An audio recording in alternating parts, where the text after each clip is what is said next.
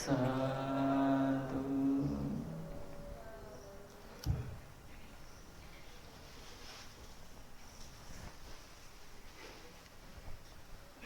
ශ්‍රද්ධාවන්ත පින්වත්නි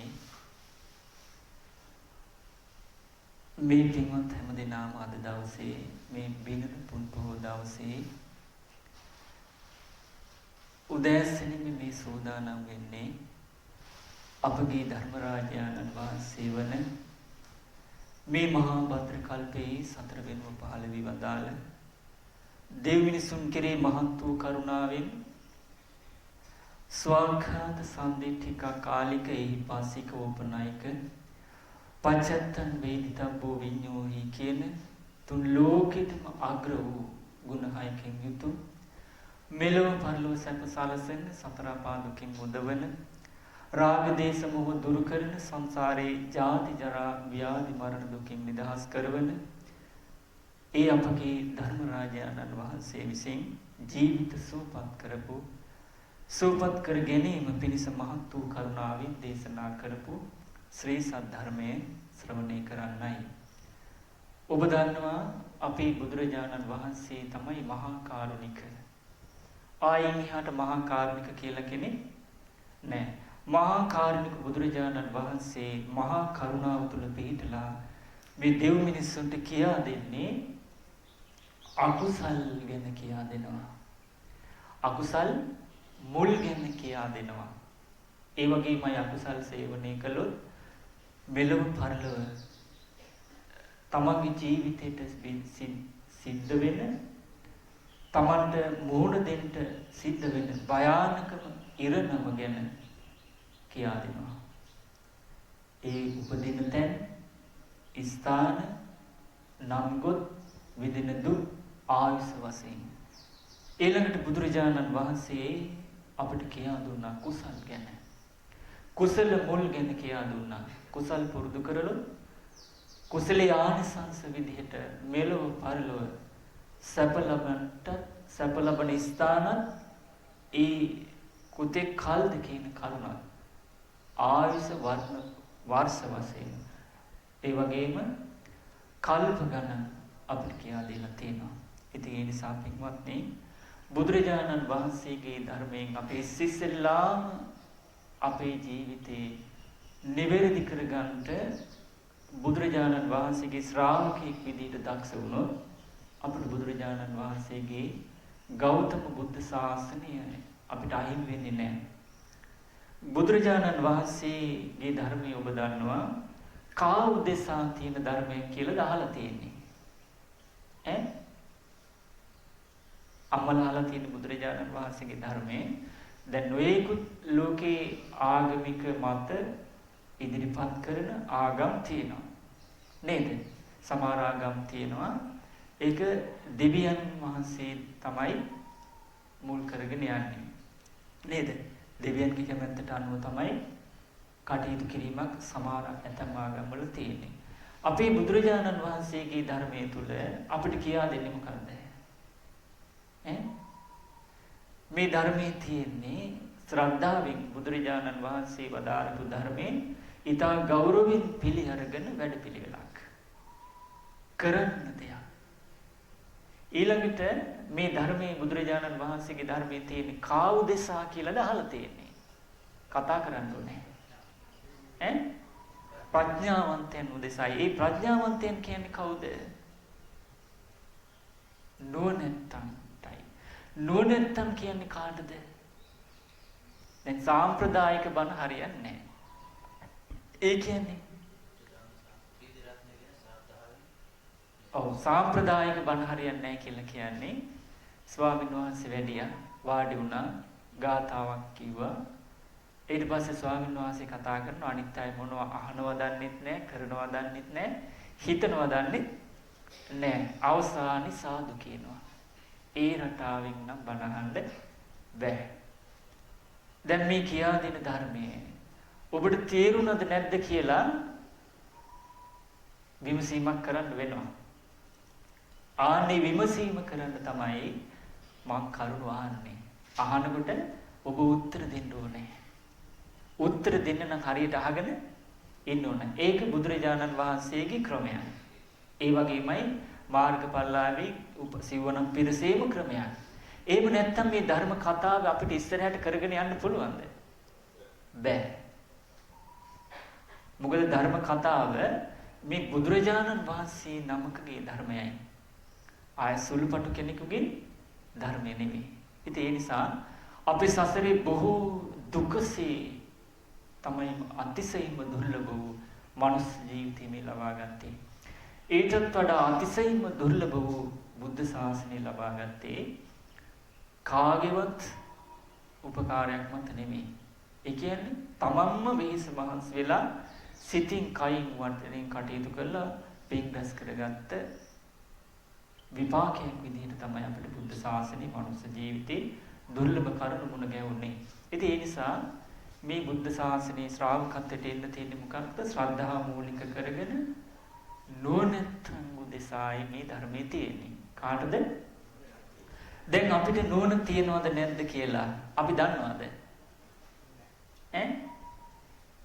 දන්නේ නැහැ. එහෙමනම් අපිට නුවණ තියනවද නැද්ද කියලා තේරුම් ගන්න මහා නුවණැති මහා ප්‍රඥාව ඇති ඒ සම්බුදුරජාණන් වහන්සේ නුවණ උපද්දන ධර්මය අපිට කියා දෙනවා. කියා දෙනකොට ඒ ධර්මය අපිට තේරෙනවා නම් ඒ තමයි අකුසල් ගැන කියා දෙනකොට ඒ අකුසල් ගැන අපිට තේරෙනවා නම් අකුසල් මුල් මෙයයි කියලා විස්තර කරලා දෙනකොට අපිට ඒ ගැන තේරෙනවා නම් අකුසල් කළොත් මෙරළෝ පළව විඳින්න සිද්ධ වෙන භයානක ඉරණම අනතුරු පෙන්වා දෙනකොට අපිට තේරෙනවා නම් අපි අනතුරින් වළකිනවා නම් කුසල් ගැන කියා දෙනකොට අපිට තේරෙනවා නම් කුසල් මෙයයි කියලා කුසල මුල් මෙයයි කියලා අපිට කියා දෙනවනකොට අපිට තේරෙනවා නම් කුසලී ආනිසංස සැපය රැස් වෙන පින මෙලෝ පරලෝ සැපය ගැන අපිට කියා දෙනකොට පෙන්වා දෙනකොට අපිට තේරෙනවා නම් පින් පව් ගැන කර්ම කර්මඵල ගැන හොඳ නරක සුගති දුගති ගැන සේවනයේ කළ යුතු දේ නොකළ යුතු දේ ගැන ඒ වගේම සංසාර ගමන ගැන හේතුඵල ධර්මයේ ගැන චතුරාර්ය සත්‍ය ධර්මයේ විසඳුම නිවනයි කියලා කියා දෙනකොට දේශනා කරනකොට අපිට තේරෙනවා නම් ඒ ධර්මයේ කිරි අපේ හිත පහදිනවා නම් ඒ ධර්මයේ අපිට අපේ ජීවිතවලට සම්බන්ධ කරගන්න ඕන කියලා අපිට අදහසක් ඇති වෙනවා නම් අපිට නුවණ තියනවා කියලා තේරුම් ගන්න ඡායා මාත්‍රේ ඒකයි. එහෙනම් නුවණ තියනවද නැද්ද කියලා අපිට තේරුම් ගන්න පුළුවන්කම ඇති වෙන්නේ මොකක් ශ්‍රවණය කිරීමෙන්ද? නුවණැති බුදුරජාණන් වහන්සේගේ නුවණ උපන්දන ධර්මයේ ශ්‍රවණය කිරීමෙන්. ඉතින් ඒ නිසා අද දවසේ මේ හැමදෙනාම ඇයි මේ විහාරස්ථානයට පැමිණුනේ? මොකටද පැමිණුනේ? අම්මලා කතා කරන්න ඕනේ. කතා කරන්න මේ ඔක්කොටම මට හිතෙන්නේ කතා කරන්න පුළුවන් අය නේද මේ ඉන්නේ? ඔව්. ඇයි අම්මලා ආවේ? දැන් කෙනෙක් කඩේට යනවා. මොකටද කඩේට යන්නේ? බඩු ගන්න. කෙනෙක් පොලේ යනවා. මොකටද පොලේ යන්නේ? සමහරක් ඉස්කෝලේ යනවා. ඇයි ඉස්කෝලේ යන්නේ? ඉගෙන ගන්න. සමහරක් ඉස්පිරිතාලට යනවා. ඇයි ඉස්පිරිතාලට යන්නේ? බෙහෙත් ගන්න. සමහරක් විහාරස්ථානයට යනවා. ඇයි යන්නේ? සිල් සමාදන් වෙන්න. ඇයි සිල් සමාදන් වෙන්නේ?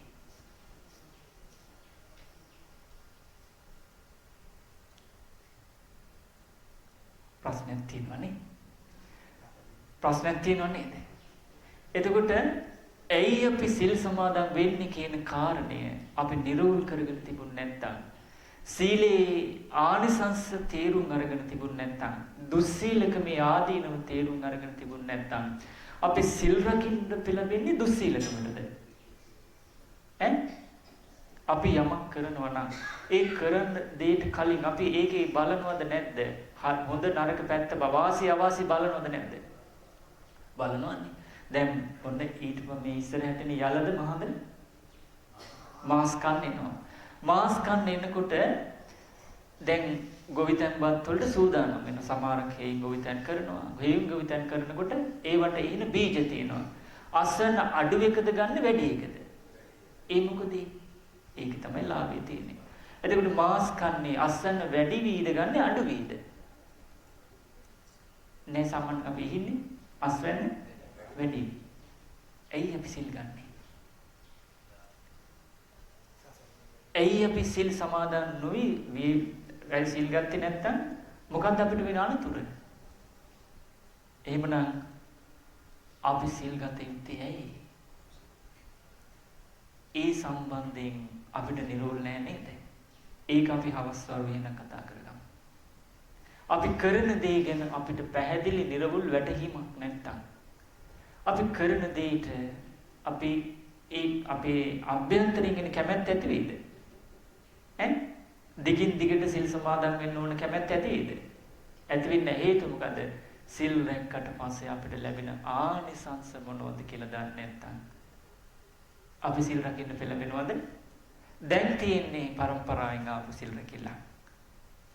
දැන් සමහර විට මේ පිරිසකින් ඇහුවොත් අට්ඨාංග පොසතේ දැන් අද සිංහලෙන් සමාදන් වුණා. අට්ඨාංග පො සිල්පද 8 ගැන සමහර විට පාලියෙන් දන්නවා සිංහලෙන් දන්නේ. ඊට පස්සේ බරපතලම කාරණේ ඒ සිල්පද රැකෙන්නේ කොහොමද කැඩෙන්නේ කොහොමද දන්නේ නැහැ. දැන් අද තියෙන රකින්න සීලයක්ද රැකෙන සීලයක්ද? ඒ මොකද? සත්තු මරන්න පරිසරේ නැහැ ඒ නිසා රැකිලා. හොරකම් කරන්න පරිසරේ නැහැ ඒ නිසා රැකිලා. ඔව්. අබ්‍රහ්මචාරී වෙන්න පරිසරේ නැහැ ඒ නිසා රැකිලා. බොරු කියන්න පරිසරේ නැහැ ඒ නිසා රැකිලා. බොන්න පරිසරේ නැහැ ඒ නිසා රැකිලා. කණ්ඩ පරිසරේ නැහැ ඕන වෙලාවට ඒ නිසා රැකිලා. නටන්න ගයන්න වයන්න විනෝද වෙන්න උසත් මේ විසුග දසරට පරිසරේ නැහැ ඒ නිසා රැකිලා. උස්සසුන් මහා අසුන් නැති නිසා රැකිලා. හැබැයි ගෙදර ගියාට පස්සේ බුදුරජාණන් වහන්සේ වදාළේ අට්ඨාංග උපෝසතේ කියන්නේ පංචශීල රකින්න ජීවිතේ ප්‍රධාන පංචශීලය ආරක්ෂා කරගෙන අඩුමතරමේ 4 පොයටවත් අට්ඨාංග උපෝසතේ ආරක්ෂා කළ යුතුයි. හේතුව නැත්තම් පංචශීලයෙන් පහළට වැටෙනවා. තේරුණානේ? පංචශීලයේ මූලික කරුණ කරගෙන අට්ඨාංග උපෝසතේ සමාදන්. ඒකට සුදු වැඳුමක් දවසක් ඕනේ නැහැ. තේරුණානේ? ඉතින් හොඳයි ඒ නිසා එහෙනම් බුදුරජාණන් වහන්සේගේ ධර්මයෙන් අපි මෙලෝ යහපත, පරලෝ යහපත, දුගති නිදහස් වෙන්න, ඊළඟට සතර පාදුකේ නිදහස් වෙන්න, ජාති ජරා ව්‍යාධි මරණ දුකෙන් නිදහස් වෙලා රාග දේශ මොහ නැමැති ගිනි නිවා ගැනීම නිවන පිණිසයි අපි මේ ධර්මයෙන් පිළිපැදිය යුත්තේ. සියලු දුකින්, මෙලොව තියෙන දුකින්, පරලොව තියෙන දුකින්, ඒ අතර තියෙන දුකින් නිදහස් වෙන්නයි බුදුරජාණන් වහන්සේගේ ධර්මයේ තියෙන්නේ. ඉතින් මේ ධර්මය තේරුම් ගත්ත කෙනෙක් විශේෂයෙන් ඒ තේරුම් ගන්න කවුද? නුවණැත්තෝ. නුවණැත්තෝ විදිහට ධර්මයේ පුරුදු කරගන්නට ජීවිතේට පුරුදු කරගත යුත්තේ ඇයි කියන කාරණය තේරුම් ගන්න ප්‍රධාන වශයෙන් තේරුම් ගත යුතු කරුණක් තියෙනවා. ඒ මොකද්ද? කර්මඵල. මේක තමයි විශේෂයෙන් තේරුම් ගන්න ඕනේ.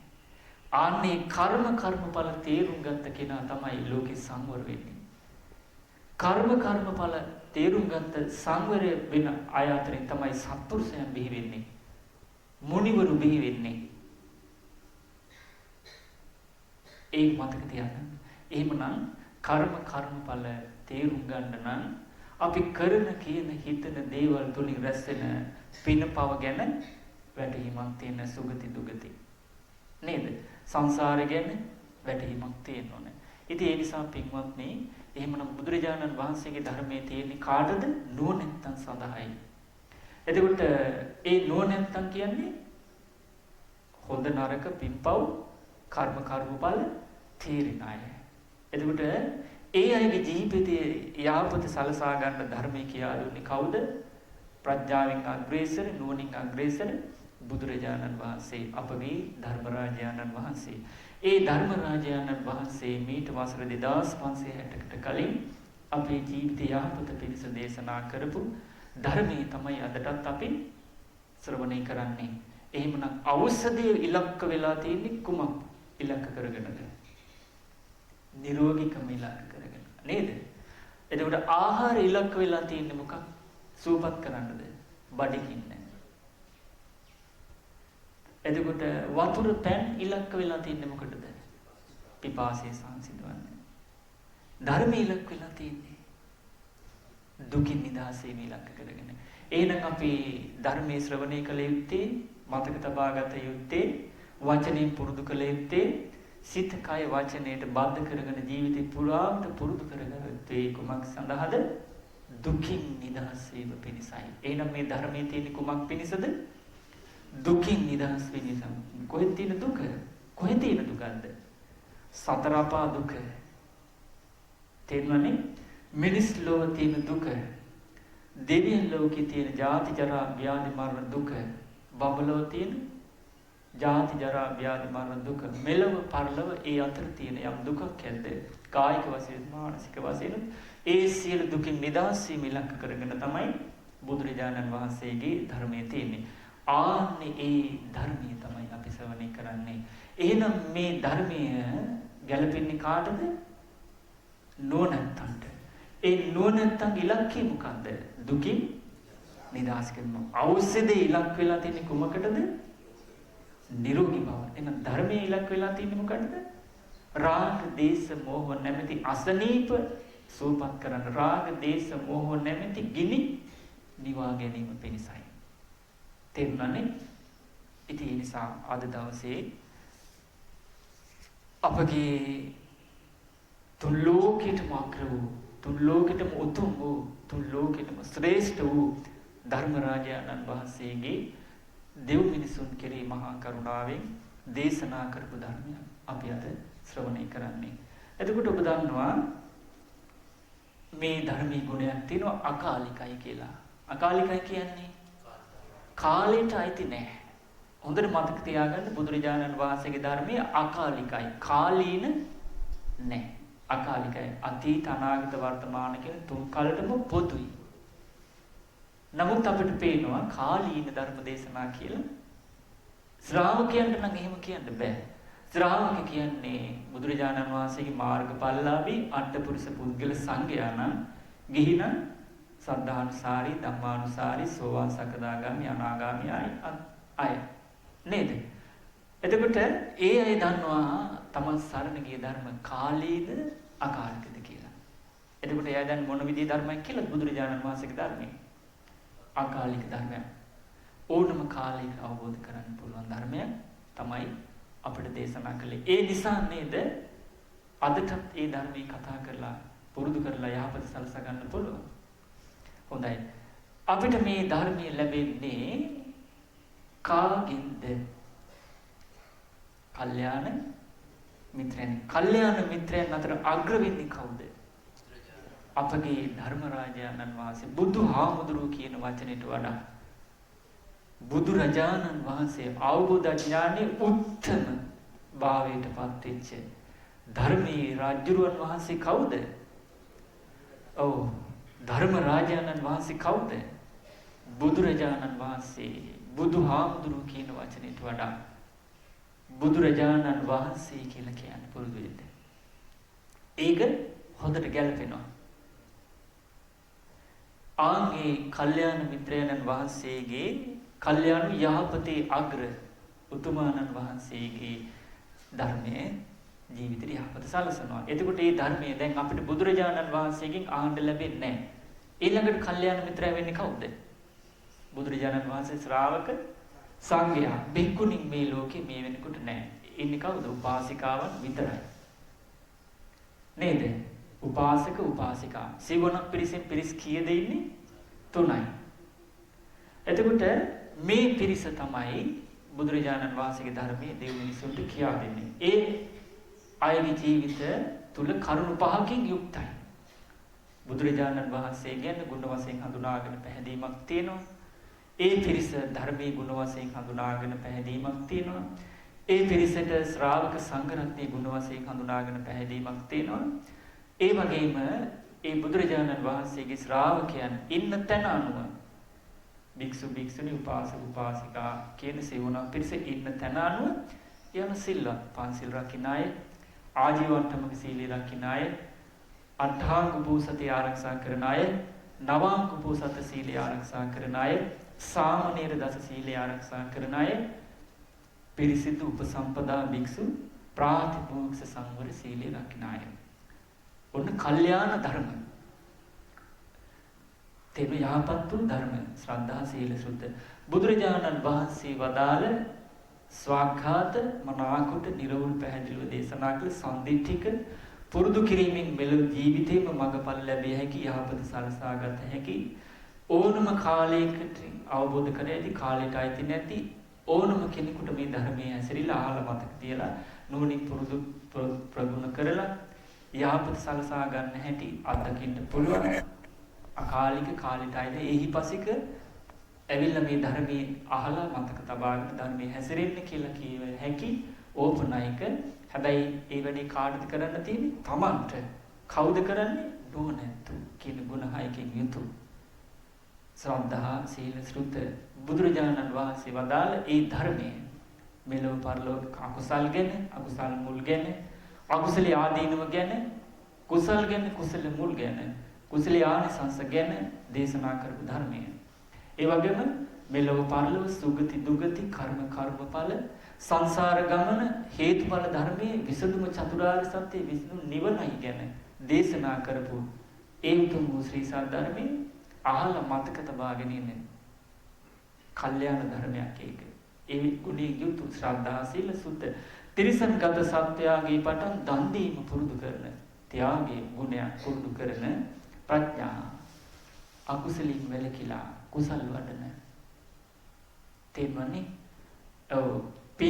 පිනින් පින් කරන පව් නොකරන යහපතේ හැසිරෙන අයහපත් දේ නොකරන ඊළඟට කළ යුතු දේ නොකළ යුතු දේ හඳුනාගෙන අයහපත පිණිස පවතන නොකළ යුතු දේ කරන්නේ නැත යහපත පිණිස පවතින කළ යුතු දේ කරන සේවනයේ කළ යුතු අසුරු කළ යුතු කෙනා නොකළ යුතු කෙනා හඳුනාගෙන අසුරු කරන මේ ලෝකේ සිහිනුවණින් ජීවත් වෙන නුවණැති කෙනා නුවණැත්තා ඒ කියන්නේ නුවණ උපද්දවන ප්‍රඥාව උපද්දවන සම්මාදිට්ඨියෙන් යුතු කියන ගුණ ධර්මයෙන් යුතු ශ්‍රද්ධාවෙන් යුතු සීලයෙන් යුතු ධම් දැනුමින් යුතු ත්‍යාගයෙන් යුතු ප්‍රඥාවෙන් යුතු මේවා ඔක්කොම යහපත් වූ ධර්ම. එතකොට ඒ කල්යාණ වූ ධර්ම පහකින් යුතු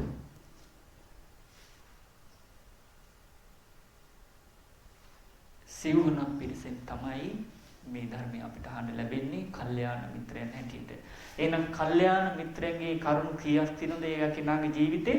ශ්‍රද්ධාවෙන් යුක්තයි, සීලයෙන් යුක්තයි, ධම් දැනුමින් යුක්තයි, ත්‍යාගයෙන් යුක්තයි, නුවණින් ප්‍රඥාවෙන් යුක්තයි.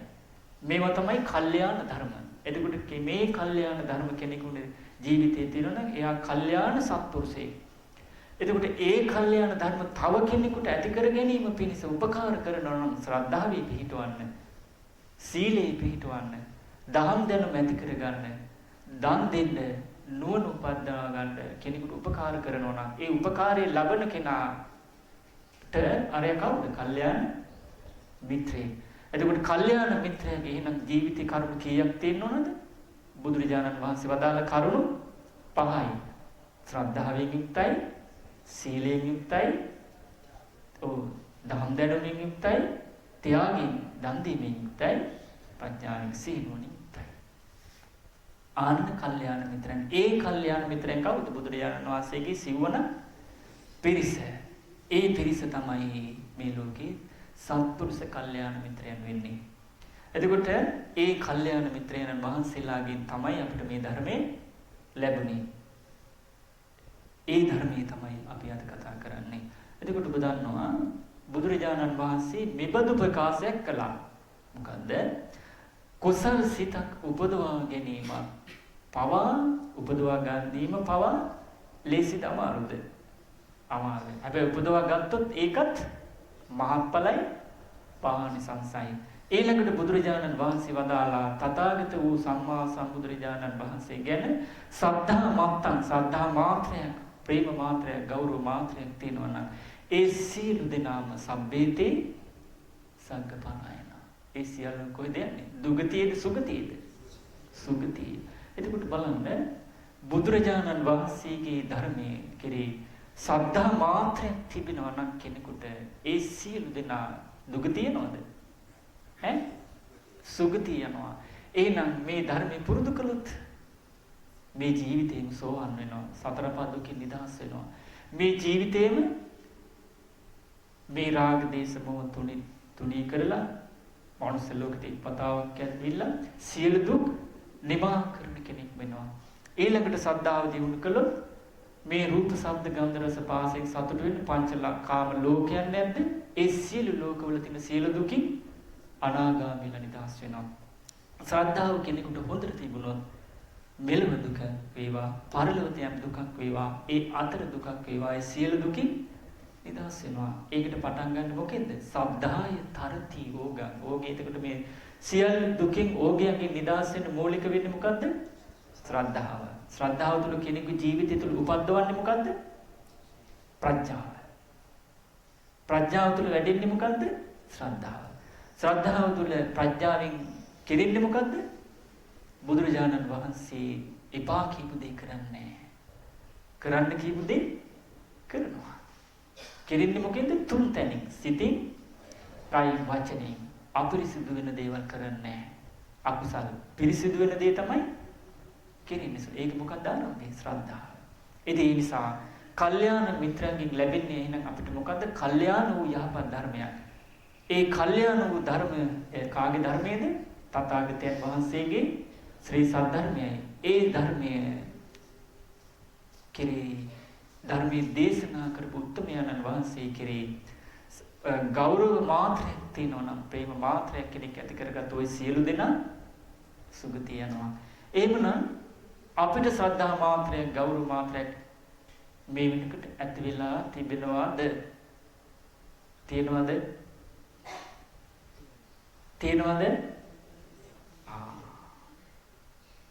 තියෙනවනම් එයාට තියෙන්න ඕන මොකද්ද? ශ්‍රද්ධාව ළඟට එහෙනම් එයා සිල් රකින්න කෙනෙක් වෙන්න ඕනේ. මොන සිල්ද? පන්සිල් අටහාංග උපෝසත. ඊළඟට දහම් දැනුමෙන් යුක්ත වෙන්න ඕනේ. ඊළඟට දන් දෙන කෙනෙක් වෙන්න ඕනේ. නුවණින් යුක්තව සිත කය වචනේ පාවිච්චි කරලා කටයුතු කරන කෙනෙක් වෙන්න ඕනේ. එහෙම කරනවද අපි? එහෙම කරනවද? අඩුවක් තියනව නේද? අඩුවක් තියනවා. ඒ අඩුව මරණාසන්න මොහොතේ අපිට මතක් වුණොත් අපිට හිතේ සතුටක් ඇති වෙන්නේ දුකක්ද? දුක. දුකින් මැරුණොත් යන්නේ සුගතියේද දුගතියේද? දුගතිය. බුදුරජාණන් වහන්සේ වදාලා ඒ විදිහට දුකසේ මැරෙන අය මහ පොළොවේ පස්පලට වඩා වැඩි. සතුටින් මැරෙන අය නියපොත්තට ගත්ත පච්චුට්ට වගේ. එහෙනම් අපි ඉන්න ඕන කොතනද?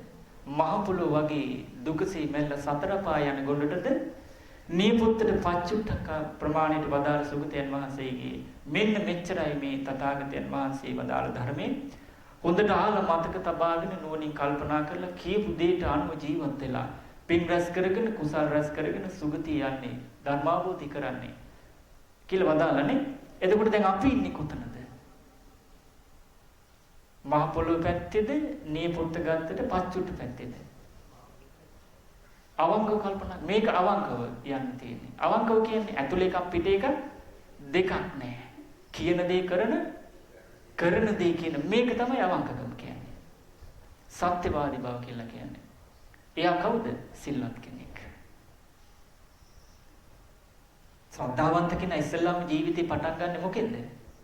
සීලේ. මොකෙන්ද පටන් ගන්නෙ?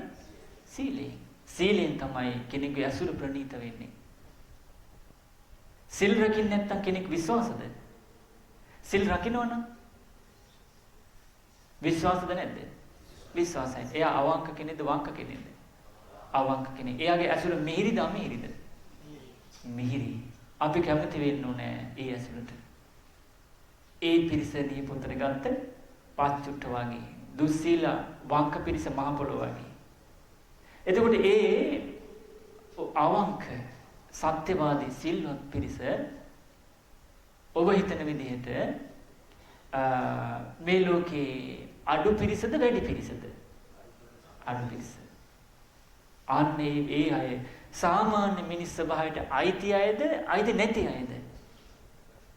අයිති නැති අය. අන්න ඒකයි එකරුණෙන් තමයි සාමාන්‍ය මිනිස් ස්වභාවය ඉක්මවා ගිය කෙනෙක් බවට පත් වෙන්නේ. දුස්සීල මහ පොළොව වගේ පිරිසේ ලෝක ජීවත් වෙන දුස්සීලකමින් මිදිලා දුස්සීලකමේ ආදීනව කල්පනා කරලා මෙලොව පරලොව විඳින්න සිද්ධ වෙන භයානක දුක ගැන කල්පනා කරලා දුස්සීලකමින් මිදෙනවා.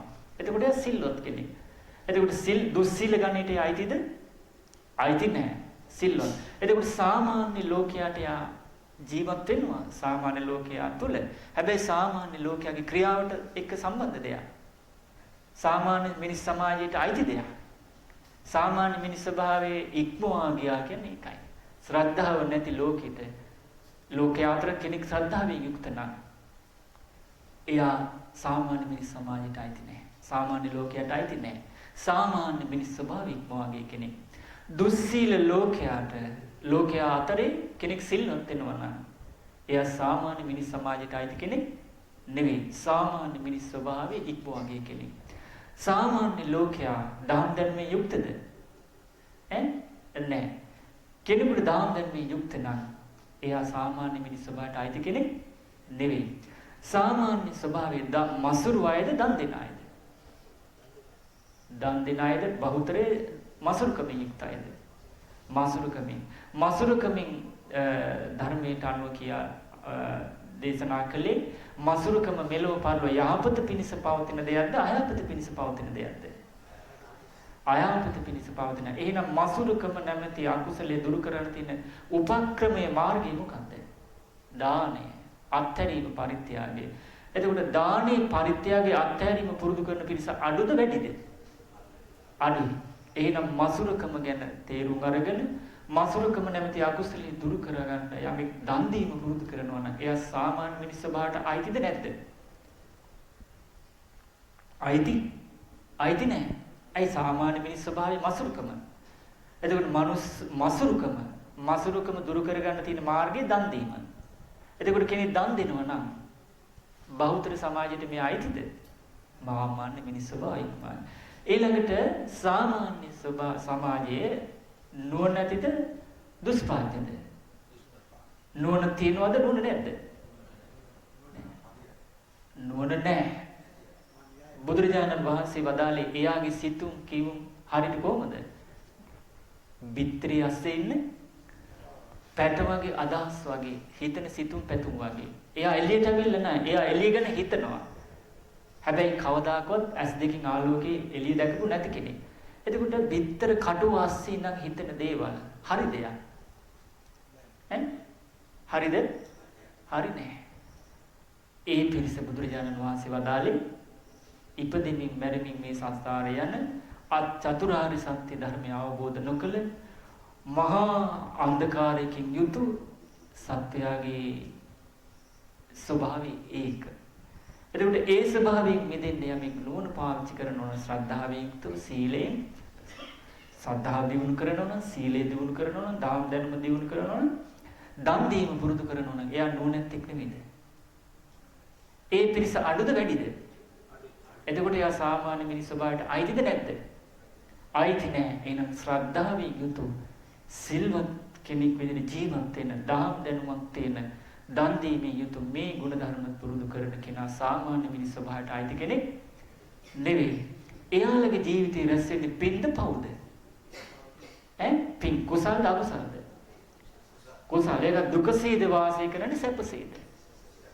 එයාට බුදුරජාණන් වහන්සේ ගැන ශ්‍රද්ධාවක් තියෙනවද නැද්ද?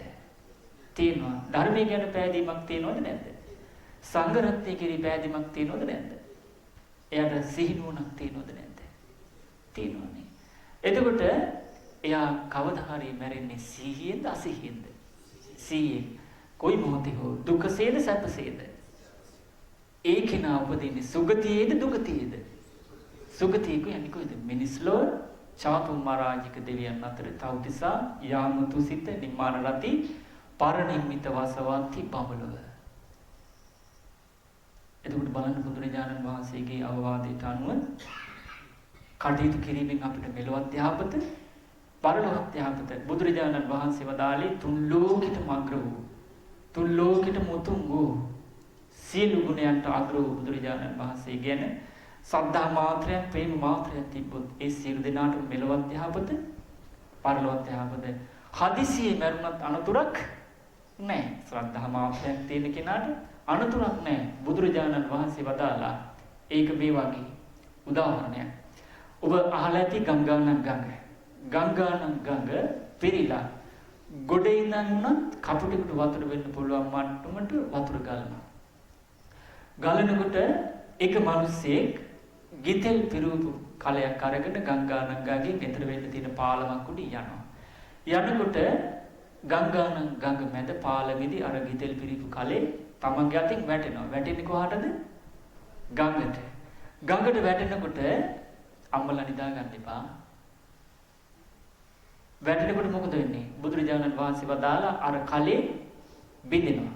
බිඳුනට පස්සේ කඩුවට මොකද වෙන්නේ? යට යනවා. අර කලේ තිබිච්ච ගිතෙල් වලට මොකද වෙන්නේ? උඩ එනවා. ඇයි ගිතෙල් උඩ එන්නේ කටු යට යන්න හේතුව? කටු වල ස්වභාවය තමයි බරට යට එන්නේ. ගිතෙල් වල ස්වභාවය තමයි අන්නේ වගේ හදිසියෙම බය වෙන්න එපා කියනවා. මම සරණ ගිය තුන් ලෝකෙටම අග්‍ර වූ අපගේ ධර්මරාජයන් වහන්සේ රාග දේශ මොහ නැමැති අකුසල් මුල් ඉතුරුනතු ප්‍රහාණය කළ නිකලස් උතුමන් වහන්සේ නමක් අරහන් කියලා සදා මාත්‍රයක් තියෙනවනම් ගෞරවයක් හිතේ පැහැදීමක් තියෙනවනම් දුක්ඛ සමුදය නිරෝධ මාර්ග කියන උතුම් වූ චතුරාර්ය සත්‍ය ධර්මයේ ගුරුපදේශව නැතිවම අවබෝධ කොට වදාළ නිසා සම්මා සම්බුදු ගුණයෙන් යුක්තයි කියලා සද්ධාාවක් හිතේ පැහැදීමක් සද්ධා මාත්‍රයක් තියෙනවනම් අප්‍රමාණ වූ සම්බුදු නුවණින් ඊට අනුකූල වූ ජීවිතය ගත කළා විද්‍යාචරණ සම්පන්නයි කියලා සුන්දර වූ නිවන් මාගේ ගමන් කරලා සාන්ත නිවනට පැමිණ වදාලා සුගතයි කියලා සියලු ලෝක එයන් අවබෝධ කරගෙන සියලු ලෝකයන්ගෙන් නිදහස් වූ උතුමාණන් වහන්සේ කියලා බුද්ධිමත් දෙව් මිනිසුන් මේ නිවන් මඟ තුල දමනය කිරීමේදී උත්තම වූ උතුමන් වහන්සේ අනුත්තර වූ පුරුෂ ධම්ම සාරථී කියලා කියන ගුණය කෙරෙහි බුද්ධිමත් දෙව් මිනිසුන්ගේ එකම ශාස්ත්‍රඥ වහන්සේ වනසේක සද්ධා දේව මනුස්සානන් වනසේක කියලා අවබෝධ කරගත් චතුරාර්ය සත්‍ය ධර්මය අන් අයට දේශනා කළා. ඊට පිරිසිදුව නිරවුල්ව පැහැදිලිව බුද්ධ වනසේක මේ සියලු ගුණ දෙන භාග්‍යවන්ත භගවාය කියලා ගුණයෙන් මුක්තයි කියලා තමන් සරණ ගිය අපගේ ධර්ම රාජානන් වහන්සේ කෙරෙහි මේ විදිහට කරුණු සහිතව කෙනෙකුට හිතේ පැහැදීමක් ගෞරවයක් මාත්‍ර වශයෙන් තියෙනවා නම් ඒ කෙනාට බය වෙන්න දෙයක් නෑ. මේ වගේ සුගතිය යනවා කියන හදිසියෙ මරුණා. බුදුරජාණන් වහන්සේ වදාලා එහෙම නැත්තම් තව උපමාවක්. ඔබ අහලා තියෙන මහා විල් අහලා තියෙනවනේ මොනවද මහා විල්? අනවතත්ත විල, සියපපාත විල, ඊට පස්සේ කුණාල විල, චද්දත්ත විල මේ ආදී විල් අහලා තියෙනවනේ. එතකොට මේ විල් විශාල ගැඹුරුයි. බුදුරජාණන් වහන්සේ වදාලා මේ ගැඹුරු විලකට ශක්තිමත් පුරුෂයෙක් ගිතෙල් පුරවපු කලයක් අරගෙන ගිහිල්ලා පතුලෙට අරන් ගිහිල්ලා බිඳිනවා. අර කලේ බිඳිනවා. මොන කලේද? ගිතෙල් පුරවපු කලේ. එතකොට කොච්චර විල ගැඹුරු වුණත් ගැඹුරු විල් පතුලේ මේ කලේ බිඳින්නේ. බිඳපු කල මේ කලේ තියෙන්නේ මොනවද? ගිතෙල් පුරවලා තියෙන්නේ. එතකොට මේ ගිතෙල් කොච්චර ගැඹුරු විල් පතුලේ ඉඳන් අර කලේ බින්දට පස්සේ මොකද වෙන්නේ?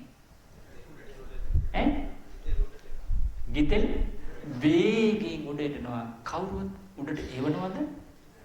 ඇයි? එහෙම නැත්නම් මොකද වෙන්නේ? ගිතෙල් වල යට රැඳෙන ස්වභාවය නැහැ. අර කලේ කටු ටික මොකද වෙන්නේ? අන්න ඒ වගේ කියනවා. තමන් සරණ ගිය මේ මහා භද්‍ර කල්පේ 4 වෙනුව 15 වී වදාළ තුන් ලෝකෙටම අග්‍ර වූ අපගේ උතුම් නවාරාදී බුදු ගුණයෙන් යුතු ධර්ම රාජානන් වහන්සේ ගැන ඒ අපගේ බුදුරජාණන් වහන්සේ ගැන තුන් ලෝකෙටම අග්‍ර වූ සුගතයන් වහන්සේ ගැන ඒ සුගතයන් වහන්සේගේ උතුම් වූ නවාරාදී බුදු ගුණයන් යන සද්දා මාත්‍රයක් තියෙනවා නම් හදිසියෙ මැරුණත් මැරෙනකොට ජීවත් වෙලා ඉදින් පරිහරණය කරපු කය මනුස්ස ලෝකේ දිරලා පොළවේ පස් වෙලා යනවා හරියට අර විල් පතුලේ බිඳලා දාන කලේ කටු වගේ. එතකොට අර ගැඹුරු විල් පතුලේ ඉඳන් ඉහළට එවෙන තෙල් ටික වගේ ගිතෙල් තෙල් වගේ කියනවා තුගතයන් වහන්සේ ගැන සද්ධා මාත්‍රයක් ප්‍රේම මාත්‍රයක් හිතේ ඇති කරගෙන ඒ තුලින් රැස් වෙච්ච පිනින් යුතු ඔන්න භවපංචය ජාති පිනින් සකස් වෙච්ච විඥානේ තමයි අර උඩට එන්නේ. ඒ උඩට එන්නේ දුගතියටද සුගතියටද? සුගතිය එක්ක මිනිස් ලෝක. එහෙම නැත්නම් චාතුම් මහරජකේ තෞතිසාවේ යාමුතු සිතේ නිර්මාණ රති උපදින පරිණිමිත වාසවන්ති. එහෙමනම් හිතලා බලන්න ඒ තුන් ලෝකෙටම අග්‍රව බුදුරජාණන් වහන්සේගේ ගුණ කෙරෙහි අපිට ශ්‍රද්ධා මාත්‍රයක් ප්‍රේම මාත්‍රයක් ඇති කරගෙන දක්ෂ වෙනවා වුණොත් අපිට මෙලවත් යහපත පරලොවත් යහපත. ඊට පස්සේ ඒ සුගතයන් වහන්සේගේ සැබෑම ශ්‍රාවක දරුවෙක් බවට පත් වෙලා අපිට සංසාර දුකින් නිදහස් වෙන්න උපකාර වෙනවා කල්යාණ මිත්‍ර ඇසුරේ. ඉතින් ඒ නිසා එහෙනම් හොඳට මතක තියාගන්න ඖෂධයේ ඉලක්ක වෙලා තින්නේ මොකටද? රෝගේ සුවපත් කර ගැනීම පිණිස, රෝගේ සුවපත් වීම පිණිසයි. එහෙනම් ධර්මයේ ඉලක්ක වෙලා තින්නේ දුකින් නිදහස් වෙන්නයි. සෝවාන් වෙනකොට වෙන්නේ සතර පහ දුකින් නිදහස් වීමයි. සකදාගාමි වෙනකොට වෙන්නේ කාම ලෝකෙට එක්පතාවක් ඇවිල්ලා ඒ දුකින් නිදහස් වීමයි. අනාගාමි කියලා කියන්නේ රූප ශබ්ද ගන්ධ රස පාසයෙන් සතුට වෙන මෙලොව වේවා පරලොවක් වේවා යම් ලෝකයක් ඇද්ද ඒ සියලු ලෝක වලින් නිදහස් වීමයි. අරහත්ත්වයටපත් වුණා කියලා කියන්නේ නිවන අවබෝධ කළා කියන්නේ මෙලොව පරලොව ඒ අතර සියලු දුකින් නිදහස් වෙන්නයි. එහෙමනම් බුදුරජාණන් වහන්සේ අපිට දේශනා කළේ දුකින් නිදහස් වෙන්නයි. ඒකයි පැවිදි වෙච්ච ස්වාමින් වහන්සේලාට පැවිදි කරන්න කලින් සිවුරු දෙනකොට මොකක්ද කියන්නේ? පොරොන්දුවක්. සිවුරු ඉල්ලන්නේ මොකක් කියලාද? සබ්බ දුක්ඛ නිස්සරණ. සියලු දුකින් මෙලොව පරලොවේ අතර සියලු දුකින් කාය ඉපදීමේ දුක, ජරා දුක, ව්‍යාධි දුක, මරණ දුක, ප්‍රියයන්ගෙන් වෙන්වීමේ දුක, අප්‍රියයන් හා එකතු වීමේ දුක, කැමැති දෑ නොලැබීමේ දුක, පංච පාදානස්කන්ධ දුක, සතර පා දුක, සංසාරේ ජාති ජරා ව්‍යාධි මරණ සියලු දුකින් නිදහස් වීම පිණිස සබ්බ දුක්ඛ නිස්සරණ නිබ්බාන සත්‍ය කරණත්තාය. දුක නැති තැන මොකද්ද? නිවන. නිවන කියන්නේ රාගයේ නැමැති ගින්න නිවිච්ච තැන, ද්වේෂයේ නැමැති ගින්න නිවුණු තැන, මෝහයේ නැමැති ගින්න නිවුණු තැන දුකේ කිනුවෙන නිබ්බාන සත්‍ය කරණත්තාය. ඒ නිවන සාක්ෂාත් කරගන්න පබ්බාජීත මන් බන්තේ ඔය සිවුරු මට දීලා පැවිදි කරන්න කියලා තමයි පැවිද්දේ අපි ඉල්ලන්නේ. ඊට පස්සේ පැවිදි වෙනවා. පැවිදි වුණාට පස්සේ කල්යාණ මිත්‍ර ඇසුරේ දස කතාවෙන් එයා වැඩුණ නැත්තම් දැන් කවුරු ඉදිරියද මේ පොරොන්දු වෙන්නේ? බුද්ධං සරණං ගච්ඡාමි කියලා, ධම්මං සරණං ගච්ඡාමි කියලා, සංඝං සරණං ගච්ඡාමි කියලා නේද මේ අපි පොරොන්දු වෙන්නේ? ඒ පොරොන්දුව කඩ කෙරුවොත් එයා අවංක කෙනෙක්ද? ඊට පස්සේ ඒ විදිහට මහාන වෙච්ච කෙනාට බුදුරජාණන් වහන්සේ වදාලා මහාන වෙච්ච කෙනාට බුදුරජාණන් වහන්සේගේ ශ්‍රාවකත්වයේ ලැබූ උපාසක උපාසිකාවන්ට මිම්මක් දුන්නා, තුලාවක් දුන්නා, ඉලක්කයක් දුන්නා මෙතෙන් දෙන්න ඕනව කියලා. මොකද්ද? භික්ෂුන් වහන්සේට බුදුරජාණන් වහන්සේ වදාලා සාරිපුත්ත මොග්ගල්ලාණන් වහන්සේලා වගේ දුකින් නිදහස් වෙච්ච මුනිවරු වෙන්න කිව්වා. භික්ෂුණීන්ට කිව්වා වදාලා කේමා උප්පලවන්න වගේ භික්ෂුණීන් වගේ දුකින් නිදහස් වෙච්ච මුනිවරු වෙන්න කිව්වා වදාලා. ඊට පස්සේ උපාසක පින්වතුන්ට කිව්වා වදාලා කාම ලෝකේ දුකින් නිදහස් වෙච්ච චිත්ත ගෘහපති හත්තාලෝක වගේ අනාගාමී කෙනෙක් වෙන්න වදාලා. උපාසිකාවන්ට වදාලා නන්ද මාතා කුජුත්‍රා වගේ අනාගාමී වෙලා කාම ලෝකේ දුකින් නිදහස් වෙච්ච අය වෙන්න වීර්ය කරන්න කිව්වා. එතකොට මේක තමයි සිවණ පිළිස ඉලක්කය. ඉන් එහාට ඉලක්කයක් නැහැ. අපිට ඉලක්කෙ තියෙනවද? නැත්තම් අපි අවංකද වංකද? වංකයි. සට කපට මායාවෙන් යුක්තයි. සත්‍යවාදීද බොරුවෙන් යුක්තයිද? සට කපට මායාවෙන් යුතු, අසත්‍යයට ගරු කරන, අගතියෙන් යුතු, සීමුලාවන් යුතු, ප්‍රඥාවක් නැති අය නේද? එහෙමනම් අවංක සිහිනුවණින් යුතු ශ්‍රද්ධාවෙන් යුක්ත කෙනා ලබන ජයග්‍රහණී ලාභයේ සැපේ අත්දකින්න පුළුවන්ද යාට? පුළුවන්ද? බෑ. එහෙනම් අපේ ජීවිතේට මොකද උනේ කියලා දැන් බලන්න. මේ වෙනකොට බුදුරජාණන් වහන්සේගේ ශාසනය අතුරුදහන් වේගෙන යන්නේ බබලනවාද? අතුරුදහන් වෙනවා. එතකොට බුද්ධ ශාසනය කවුද? සිවණ පිරිස. බුදුරජාණන් වහන්සේ වදාළේ බුද්ධ ශාසනය අතුරුදහන් කරන්නේ කවුද?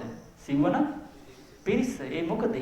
තථාගත ශාස්ත්‍රඥ වහන්සේ ශ්‍රාවකයන්ට දේශනා කරපු ශ්‍රද්ධාව, සිල්වත් බව, දහම් දැනුම, දන් දීම, ප්‍රඥාව දියුණු කරන්නේ නැති නිසා. එහෙමනම් මේ බුද්ධ ශාසනය අතුරුදහන් කරන්නේ කවුද? සිවණ පිරිස. බබලන්නේ කවුද? ශ්‍රද්ධාව දියුණු කරන, සීලවත් රකින්න, සිල් රකින්න, දහම් දැනුම ඇති කර ගන්න, දන් දෙන, ප්‍රඥාව, සතිපට්ඨාන, සීනුවන, ආරෂ්ඨාංග මාර්ගය පුරුදු කරන. එහෙමනම් මේ වෙනකොට අපි බුද්ධ ශාසනයේ සුගතයන් වහන්සේගේ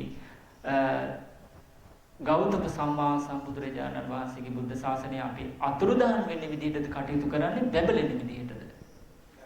අවංකයි සිල්වතුන් ශ්‍රාවකයෝ. අවංකව කියන්නේ ඔක්කොම කියන්නේ උත්තර දෙන්න. අතුරුදහන් වෙන විදිහට නේද? අන්න හරි. එතකොට අතුරුදහන් වෙන විදිහට කටයුතු කරන අයට ගෞතම බුදුරජාණන් වහන්සේගේ ශාසනය යහපත සැලසෙයිද? නෑ. මෛත්‍රී බුදුරජාණන් වහන්සේගේ ශාසනය අනාගතයේ ලැබෙනවා. පහළ වෙනවා. ඒ බුද්ධ ශාසනය ඒ අයට ලැබෙයිද? මුණ ගැහිද? එහෙනම් මෛත්‍රී බුදුරජාණන් වහන්සේගේ බුද්ධ ශාසනය ලැබෙන්න නම් ඒකට රැස් වෙන කර්මයක්. මොකද කර්මාරූපව යන්නේ.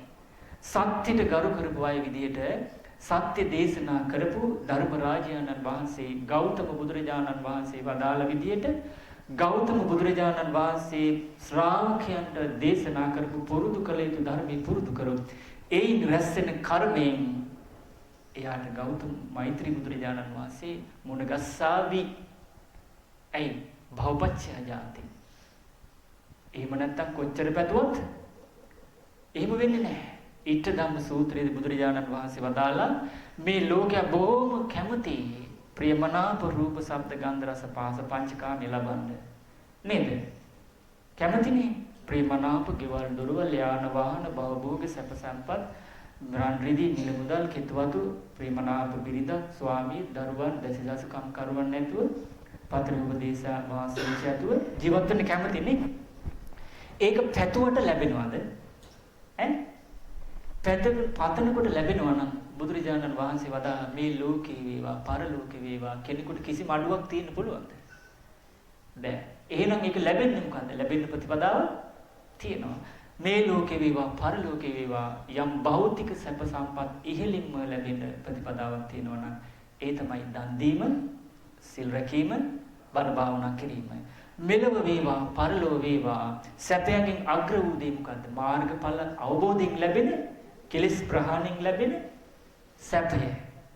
ඒ සැප ලැබෙන්නත් යම් ප්‍රතිපදාවක් තියෙනවා. ඒ තමයි කල්යාණ මිතුරන් ළඟට ඇවිල්ලා කල්යාණ වූ ශ්‍රද්ධාව, සිල්වත් බව, දහම් දැනුම, දන් දීම, ප්‍රඥාව ගැන අහලා නුවණින් විමසලා ශ්‍රද්ධාව දියුණු කරනවා නම්, සිල්වත් බව දියුණු කරනවා නම්, දහම් දැනුම දියුණු කරනවා නම්, දන් දීම දියුණු කරනවා නම්, ප්‍රඥාව නුවණ සම්මා දිට්ඨිය දියුණු කරනවා නම් එයාට මෙලොවත් සාන්ත වූ සැපය, පරලොවත් වූ සාන්ත සැපේ. සාන්ත කියන්නේ වෙනස් නොවන සැපයන් එකපාර ලැබෙන්නේ නැහැ. වෙනස් නොවන සැපේ කොතනද තියෙන්නේ? නිවනේ. හැබැයි එකපාර නිවන්ට එන්නේ නැහැ. ඊට කලින් එයා අනාගාමී වෙන්න ඕනේ. ඒක සැපයක්. ඊට කලින් සකදාගාමී වෙන්න. ඒක සැපයක්. ඊට කලින් එයා සතර පාදුකින් නිදහස් වෙන සෝවන්. ඒක සැපයක්. ඒ සැප එකින් එකට ඇති වුණොත් පිරිනවද? පිරින්නේ නැහැ. සාන්ත සැප. නේද? වෙනස් නොවන. ඉතින් ඒ නිසා ඒ සැපේ කරා යන ධර්මයක් තමයි අපිට දේශනා කළේ. ඒ සැපේ පිණිස තමයි සුගතයන් වහන්සේ වදාළ සෑම බුද්ධ වචනයක් තුළම තියෙන්නේ ඒ සැපේ උපදින හැකියාවයි.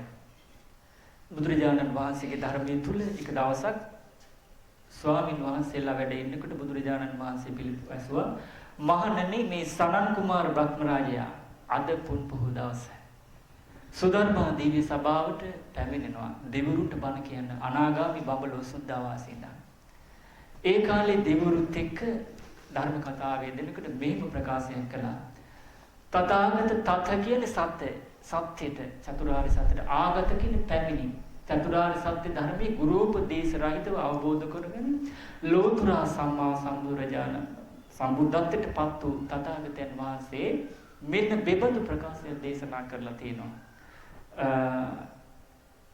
සනත් කුමාර බ්‍රහ්මරාජා කියනවා ඒ තථාගතයන් වහන්සේ දෙව් මිනිසුන් කෙරෙහි මහා කරුණාවෙන් ධර්මයේ දේශනා කරනවා. දීර්ඝ වශයෙන් දේශනා කරනවා. කෙටියෙන් දේශනා කරනවා. සමහර විට එක වචනයයි. ඒ සෑම වචනයක් තුළම එක වචනයක් තථාගතයන් වහන්සේ මහා කරුණාවෙන් යමකට දේශනා කරයිද ඒ වචනය තුලින් රාතන් වහන්සේලා දහසක් බිහි කිරීමේ හැකියාව තියෙනවා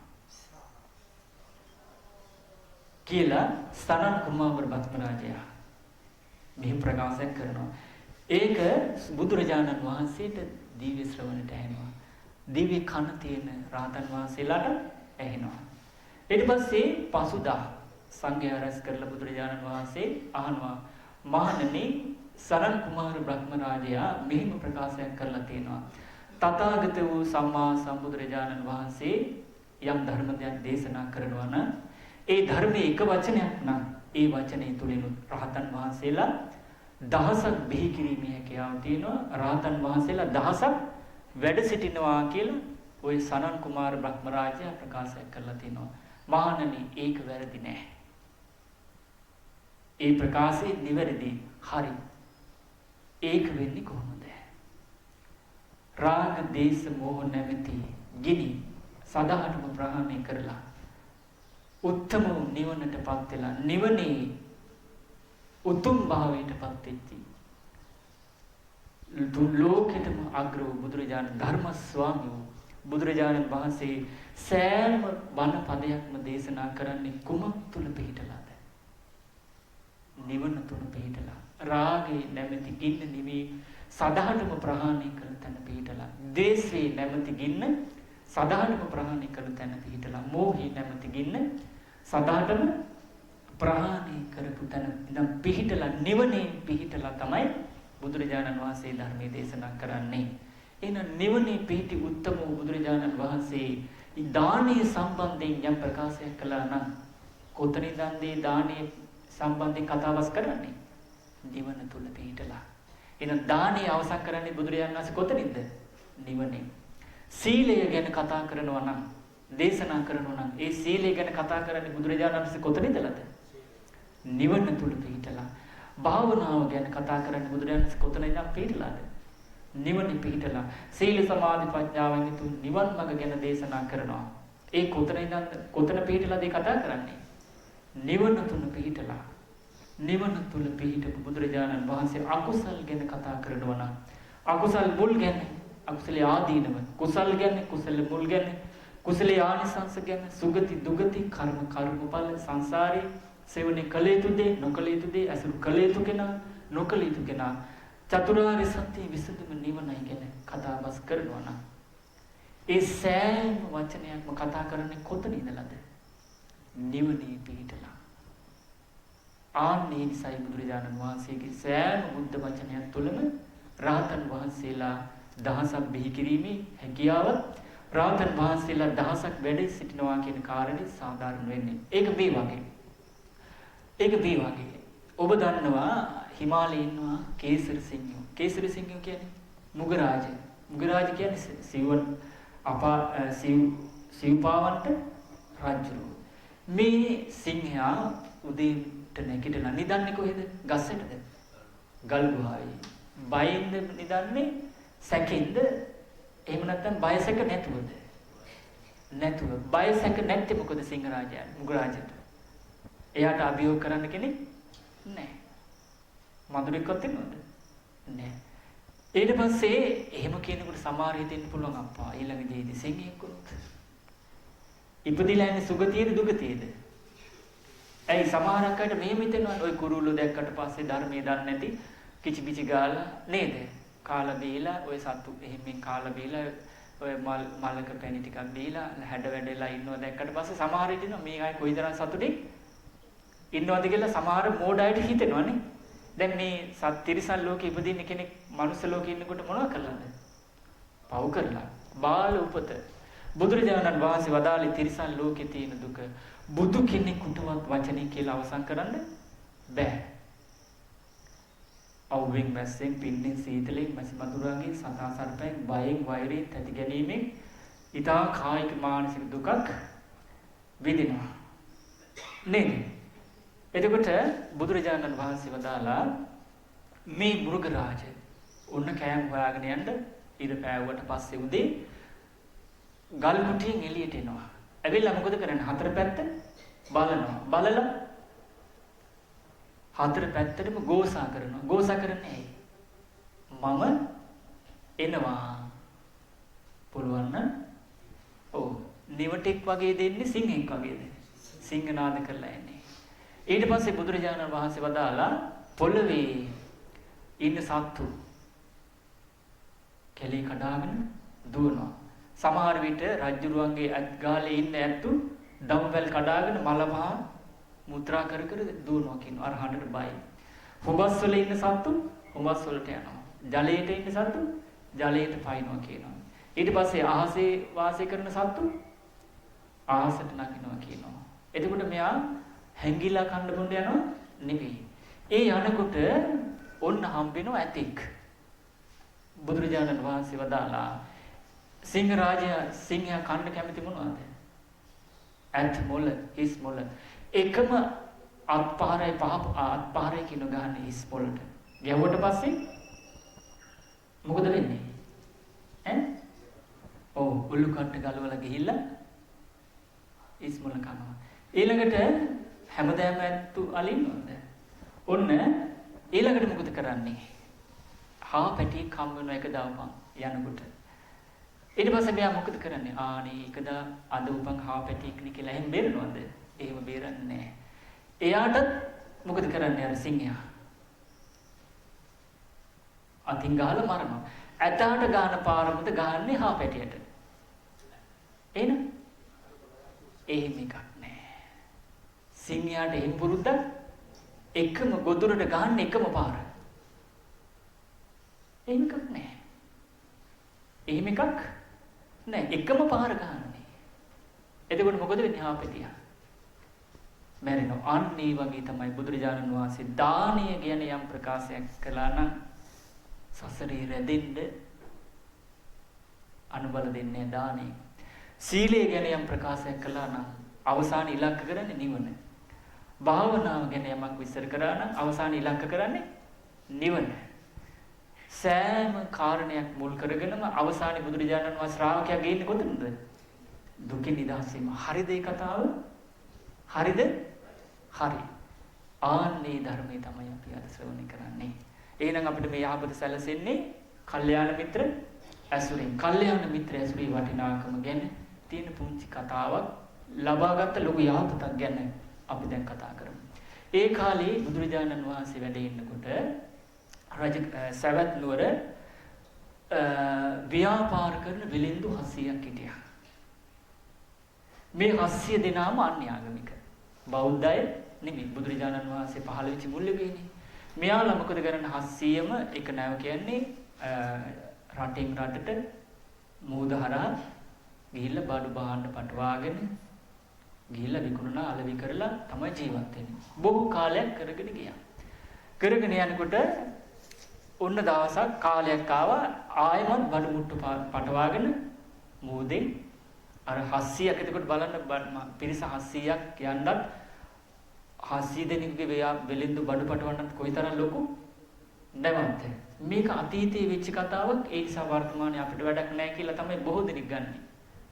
මේ සිදුවීම් අපිට වර්තමානයේ ඉතුරු වෙලා තියන්නේ ඇයි? ඒ ඔස්සේ අපි මේ ධර්මයේ තේරුම් ගන්න ඕන නිසායි. නමුත් බොහෝ දෙනෙක් කරන්නේ මොකද්ද? මේක මේ අතීතයේ වෙච්ච දෙයක් නේ කියලා අතාරිනවා. අතීත අනාගත වර්තමාන තුන් කලටම මිනිස්සු කරන කියන හිතන දේවල් වල ක්‍රියාව සමානද අසමානද? සමානයි. රාග සහිතයි එදත් අදත් හිටත්. දේශ සහිතයි එදත් අදත් හිටත්. මෝහ සහිතයි එදත් අදත් හිටත්. ඒක නේ නැත්ත. ඊට අනුරූපව කරන කියන හිතන දේවල් සමානද අසමානද? අසමාන වෙන්නේ එක තැනකදී එක අවස්ථාවකදී එක කාලයකදී පමණයි. ඒ ලෝතර සම්මා සම්බුදුරජාණන් වහන්සේ නම පහළ වෙච්ච යුගයේ ඒ ධර්මයේ ශ්‍රවණය කරලා අනේ මටත් සසර දුකින් නිදහස් වෙන්න ඕන කියලා අන්නේ සිත කය වලට කටයුතු කරන ඒ රටාව සසරේ පැවැත්මට දායිති නැවැත්මටද? ඒක හැමදාම අතීතෙත් අනාගත වර්තමාන කියන සාමාන්‍ය පොදු මිනිසුන්ගේ ආකල්පයට අනුව කටයුතු කරන ක්‍රමයේ සමාන බවක්ද එතනදී අසමාන බවක්ද? අසමානයි නේ. අතීතේ පුරාවටම සීල සමාධි ප්‍රඥා වඩන අය දින්නේ. අනාගතේ ඉපදෙන හැමදෙනාම එහෙමද? වර්තමානෙත් එහෙමද? නෑ. ඒක තේරුණාද? තේරුණා නේ? තේරුණා නේද? එතකොට බුදුරජාණන් වහන්සේ තේරුණා නම් අපිට මේ ධර්මයෙන් මෙච්චර සංසාරේ නේද? අපිට ඇස් පේනවද නැද්ද? කොච්චර දුරට පේනවද? ඕකනේ ප්‍රශ්නේ. හැබැයි මේ ඇස් දෙකට අපිට කුසල අකුසල සම්මාදිට්ඨියක ප්‍රඥායසේ දිනක පේනවද? ප්‍රඥායසින් පේන එක මේ ඇස් දෙකට පේනවද? එහෙනම් අපිට ධර්මයෙන් ඇති කරගන්න මොන ඇසද? ප්‍රඥායස. ඒ ඇස මේ ඇස් දෙකට සම්බන්ධ කරගොත් අපිට හරියට රූප පේනවා. ඒ ඇස මේ කනට සම්බන්ධ කරගොත් අපිට හරියට කන ඇහෙනවා. ඒ ඇස නාසයට සම්බන්ධ කරගත්තොත් අපිට නාසයට හොඳට ගඳ සුවඳ, දිවට සම්බන්ධ කරගත්තොත්, කයට සම්බන්ධ කරගත්තොත්, මනසට සම්බන්ධ කරගත්තොත් අන්න අපිට ඒ ඇස තුල ප්‍රඥා ඇස තුල අපේ සිත, කය, වචනේ, මනස නොමග යයිද?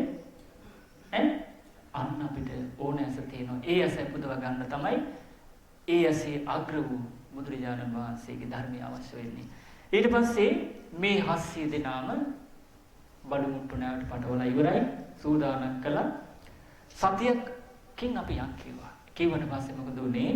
හරි කියලා. එන්නකොට ඔය 701 පිරිසේ 700 දෙනාගෙන් එක්කිනෙකුට බුදුරජාණන් වහන්සේගේ උපාසක මාත්‍ය